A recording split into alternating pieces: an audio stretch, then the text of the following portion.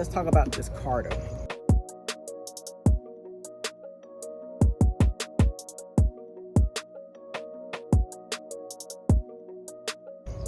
Now, I don't know too much about these Bluetooth systems.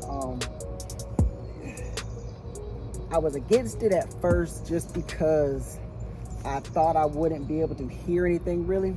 You know, I didn't think it was going to give me the sound that I'm looking for. And me personally, I'm kind of right about that. It's not really loud, and that may be because you do need to kind of hear your surroundings. But I do wish it was a little bit louder, because with the exhaust that I have, and I know a lot of other people have exhaust on their sports bikes. I mean, this is a Can-Am, but you know, if you got one of those sports bikes with really loud exhaust, you're really not going to hear the music, that is. Now, as far as the volume for talking on the phone, I like that. It's not too unreasonable. It's actually louder, it seems like, talking on the phone than it is listening to music. A couple things that I do like about it though is I like the design. I like the streamline of it. This one has the I guess the 3M double-sided adhesive that's onto the helmet, which was already pre-done. And I think it has the JBL 35mm speakers. There's two of them, one on each side, which is really nice. The JBL brand. However, I do think the speakers should be a little bit louder, but that is my opinion. It does come with a companion app. I do like the app, and you need to actually download the app to set everything up with it.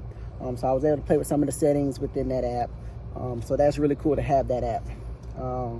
So yeah, I mean, that's really about it. There's not too much to get into this thing. I mean, it's Bluetooth, it's speakers. I believe it can connect to 2 other riders. This is the Freecom 2.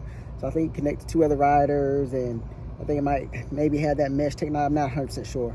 But just solo riding, because I solo ride most of the time, and not everybody has one of these. Music, phone calls, it does that. Again, just kind of wish it was a little louder.